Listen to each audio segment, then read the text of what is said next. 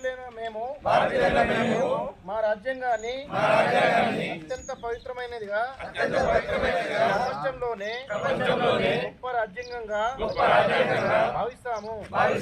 మాకు సార్వభౌమత్వ సామ్యవాద లౌకిక ప్రజాస్వామ్య గణతంత్ర రాజ్యం నిర్మించుకోవడానికి కార్యక్రమం యొక్క ముఖ్య ఉద్దేశం ఏంటంటే, గతంలో పార్లమెంట్లో అమిత్ షా గారు నోటికొచ్చినట్టుగా మాట్లాడడం, భారత రాజ్యాంగం రాసినటువంటి బాబాసాహెబ్ అంబేద్కర్ గారి గురించి, అలాగే రాజ్యాంగాన్ని మారుస్తామనే భావనతో మాట్లాడినటువంటి మాటలు, అలాగే మనకి స్వతంత్రం తెచ్చినటువంటి మహనీయుల గురించి కూడా వాళ్ళు చులకనగా మాట్లాడడం, ఇట్లాంటి పరిస్థితుల్లో రాజీవ్ గాంధీ గారి స్టెప్ తీసుకొని ఈ యొక్క కార్యక్రమాన్ని ఇంట్రడ్యూస్ చేయడం జరిగింది.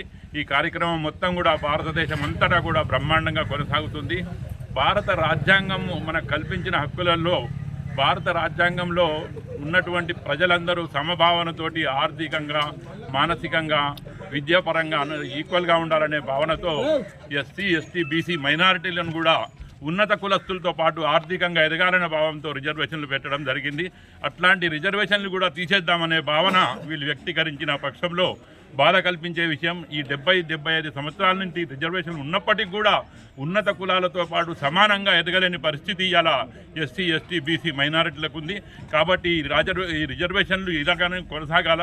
ఈ రిజర్వేషన్ల పట్ల వాళ్ళు ఏమన్నా స్టెప్ తీసుకుంటే మట్టుకు ఊరుకునే ప్రసక్తి లేదనే భావన వ్యక్తీకరిస్తూ, ఆ రోజు భారత రాజ్యాంగం ప్రజాస్వామ్య విలువలతో, సెక్యులర్ భావాలతో రాసినటువంటి రాజ్యాంగం ఆ రోజే రాజరికంగా కానీ నియంత్రిత పోకడలతో కానీ రాసి ఉంటే ఇవాళ అద్వానీ అంటున్నాను, మన మోడీ గారు కానీ, అమిత్ షా గారు కానీ ప్రధానమంత్రి అయ్యేవారా అని మిమ్మల్ని అడుగుతున్నాను.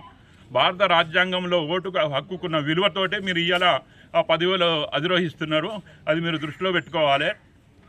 అలాగే మా రాష్ట్ర ప్రభుత్వం మొన్న ప్రతిష్టాత్మకంగా 42% బీసీ రిజర్వేషన్లు చేసి దానికి చట్టబద్ధత కల్పించి మీకు అప్పచెప్పినాం. తక్షణం మీరు దాన్ని అమలు చేయాలని చెప్పేసి ఈ సభాముఖంగా మీరు అందరినీ కోరుకుంటూ నాకు ఈ అవకాశం ఇచ్చినందుకు మీ యొక్క హృదయపూర్వక ధన్యవాదాలు.